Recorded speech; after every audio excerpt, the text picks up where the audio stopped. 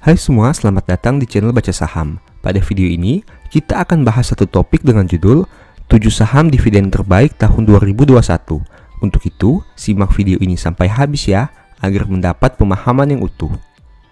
Saat ini, kita akan membahas beberapa nama saham yang punya daya tarik dari sisi dividen.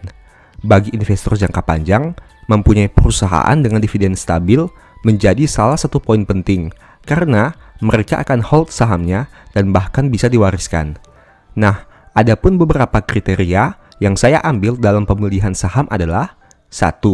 Punya fundamental yang cukup baik. 2. Bukan saham gorengan.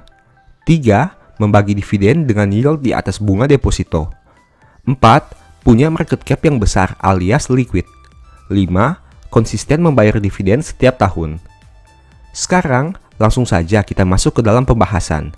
Tapi seperti biasa, semua nama saham yang disebutkan bukan rekomendasi dan tidak ada jaminan keuntungan jika membelinya.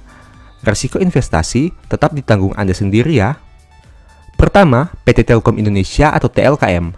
Pada tahun 2020, saham ini membagi dividen sebanyak Rp154,06. Dengan menggunakan harga saham saat video ini dibuat, yield yang ditawarkan sekitar 4%. Angka ini cenderung sedikit lebih tinggi dibanding bunga net deposito bank-bank besar di Indonesia. TLKM berhasil mencatat laba sebanyak 16,68 T sampai triwulan 3 2020. Itu berarti IPS-nya sekitar Rp224, yang mana mengalami kenaikan dibanding tahun sebelumnya di angka Rp188. Berikut ini beberapa pandangan saya tentang TLKM. 1. BUMN yang hampir bisa dipastikan setiap tahun selalu membagi dividen.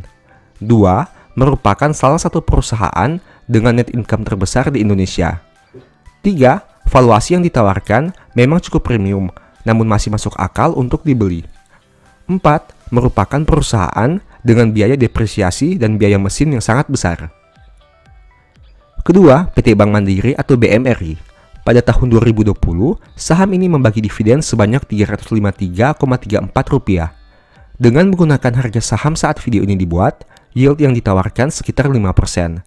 Angka ini lebih tinggi dibanding bunga gross deposito bank-bank besar di Indonesia.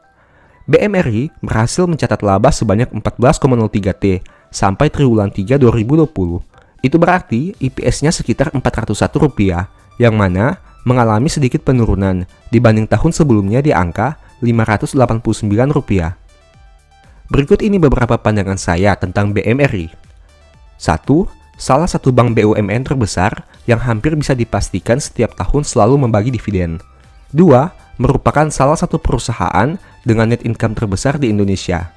3. Mempunyai brand image yang sangat kuat dengan banyak nasabah yang tersebar di berbagai wilayah Indonesia. 4. Valuasi yang ditawarkan masih menarik. Ketiga, PT HM Sampurna atau HMSP. Pada tahun 2020, saham ini membagi dividen sebanyak Rp119,8. Dengan menggunakan harga saham saat video ini dibuat, yield yang ditawarkan sekitar 7,86%. Angka ini lebih tinggi dibanding obligasi negara yang ditawarkan pada akhir tahun 2020. HMSP berhasil mencatat laba sebanyak 6,91 T sampai triwulan 3 2020. Itu berarti IPS-nya sekitar Rp79, yang mana mengalami penurunan jika dibanding tahun sebelumnya di angka Rp118. Berikut ini beberapa pandangan saya tentang HMSP. 1. Perusahaan rokok dengan brand image yang sangat kuat di Indonesia. 2. Merupakan salah satu perusahaan dengan rasio ROE terbesar di Indonesia. 3. Mempunyai hutang yang cukup rendah sehingga memperkecil risiko likuidasi. 4. Valuasi yang ditawarkan termasuk mahal. Keempat, PT Adaro Energi atau ADRO. Pada tahun 2020, saham ini membagi dividen sebanyak $0,00782. Dengan menggunakan harga saham saat video ini dibuat, yield yang ditawarkan sekitar 7,23%. Angka ini lebih tinggi dibanding obligasi negara yang ditawarkan pada akhir tahun 2020. ADRO berhasil mencatat laba sebanyak $109,38 juta sampai triwulan 3 2020. Itu artinya IPS-nya sekitar $0,00456, yang mana mengalami penurunan dibanding tahun sebelumnya di angka $0,01264. Berikut ini beberapa pandangan saya tentang ADRO. 1. perusahaan tambang dengan net aset terbesar se-Indonesia. 2. Punya keunggulan tambahan dengan top manajemen sebagai salah satu pemegang saham mayoritas. 3. Valuasi yang ditawarkan masih menarik. 4. Pencapaian laba selama 4 tahun terakhir terus mengalami penurunan. 5. Rasio keuangan cukup rendah, terlebih dari sisi profitabilitas. Kelima, PT Bank Danamon atau BDMN. Pada tahun 2020, saham ini membagi dividen sebanyak Rp187,55. Dengan menggunakan harga saham saat video ini dibuat, yield yang ditawarkan sekitar 5,48%. Angka ini lebih tinggi dibanding bunga deposito bank besar di Indonesia. BDMN berhasil mencatat laba sebanyak 1,48T sampai triwulan 3 2020.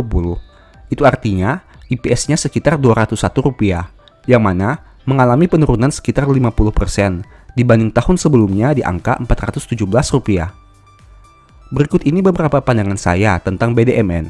1. Saham perbankan yang liquid diperdagangkan. 2. Jumlah saham beredarnya termasuk kecil, hanya 7,53%, sehingga tentu menjadi menarik.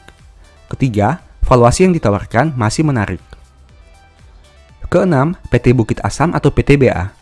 Pada tahun 2020, saham ini membagi dividen sebanyak Rp326,46. Dengan menggunakan harga saham saat video ini dibuat, yield yang ditawarkan sekitar 10,81%. Angka ini lebih dari 2 kali lipat dibanding bunga deposito perbankan. PTBA berhasil mencatat laba sebanyak 1,29T sampai triwulan 2 2020. Itu artinya IPS-nya sekitar Rp224, yang mana mengalami penurunan dibanding tahun sebelumnya di angka Rp352. Berikut ini beberapa pandangan saya tentang PTBA. 1. Saham tambang yang sangat menarik dari sisi dividen. 2. Masih bisa dikatakan sebagai saham BUMN secara tidak langsung. 3. Rasio keuangannya yang cenderung menarik dengan kinerja di atas rata-rata pesaingnya. 4.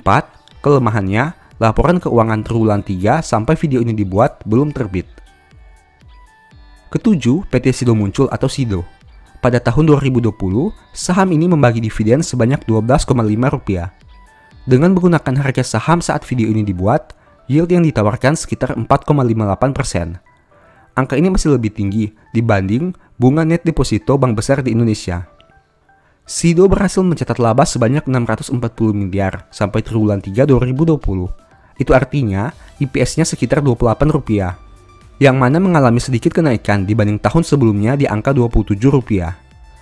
Berikut ini beberapa pandangan saya tentang Sido. 1. Produk saham ini merupakan market leader di industri jamu dan herbal. 2. Mempunyai rasio keuangan yang sangat baik dengan hutang yang sangat rendah. 3. Mempunyai manajemen yang mana secara tidak langsung juga merupakan pemegang saham mayoritas perusahaan. 4. Jumlah outstanding share-nya termasuk kecil, hanya 18,20% saja. Di akhir video ini saya mau menyampaikan bahwa Baca Saham mempunyai 2 e-book saham yang mungkin saja bisa berguna bagi kamu. Pertama, The Stock Market, di mana berisi panduan bagaimana menganalisa fundamental dan laporan keuangan perusahaan dengan akurat, menentukan harga beli dan jual yang tepat, serta mengatur money management dalam membeli saham. Kedua, Analyst Report, di mana merupakan e-book 3 bulanan yang ditulis berdasarkan laporan keuangan perusahaan yang terupdate, memuat berbagai informasi mendetail mengenai fundamental dan kinerja perusahaan, baik itu informasi umum, anak usaha, manajemen, sekilas perusahaan, bedah laporan keuangan, analisa neraca dan laba rugi, dan sampai penentuan harga beli dan jual yang ideal. Singkatnya, stock market merupakan cara bagaimana menganalisa, dan analyst report merupakan hasil analisa yang sudah Mimin lakukan. Apabila ingin melakukan pembelian, silahkan DM saja di Instagram @bacasaham ya. Sebagai penutup, saya mau mengutip satu statement yang semoga bisa menjadi semangat bagi teman-teman ya. Janganlah lekas-lekas marah dalam hati, karena amarah menetap dalam dada orang bodoh. Thank you.